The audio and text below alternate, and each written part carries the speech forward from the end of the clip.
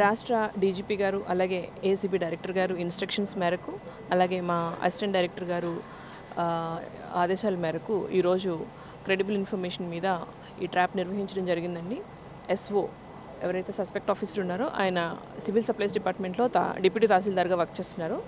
ఈయన కంప్లైనెంట్ ఒక అవనిగడ్డలో ఒక రైస్ గొడౌన్ ఒకటి మెయింటైన్ చేస్తుంటే దాన్ని మెయింటైన్ చేస్తున్నందుకు ఆ గొడౌన్లో పెట్టిన రైస్ నిల్వలు తప్పుగా నిల్వ చేయబడ్డాయి అని ఒక రాంగ్ కేసు పెట్టి నేను ఇబ్బంది పెడతాను, మంత్లీ మామూల్స్ ఇవ్వాల్సిందే, ఇవ్వకపోతే ఇబ్బంది పెడతానని బెదిరించి ప్రతి నెల మామూలు కలెక్ట్ చేయడానికి ఆయన ఒత్తిడి తీసుకొచ్చారు. దాంట్లో భాగంగానే ఈ నెలకి 10,000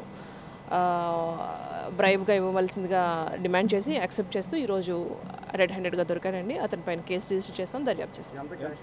10,000 డిఫరెంట్ నెల మారిపోతూ ఉంటుందండి. క్వింటాల్ లెక్కనే హైయెస్ట్ నిల్వలు ఉండే రైస్ గోడౌన్. ఈరోజు సెలవు కాబట్టి ఆయన ఇక్కడ మచిలీపట్నంలో ఉన్నాడు. యాక్చువల్గా ఆయన అవనిగడ్డ 4 టెరిటరీస్ చూస్తూ ఉన్నారు. ఆ 4 టెరిటరీస్కి ఇతను బాధ్యత వహిస్తూ ఉన్నాడు.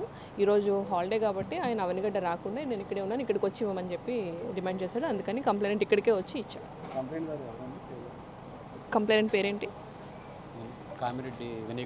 కామిరెడ్డి వినయ్ కుమార్. ఎస్ఓ పేరేంటి? Chennuru Srinivasarao, deputy tahsildar civil supplies. Please subscribe to Chanakya channel.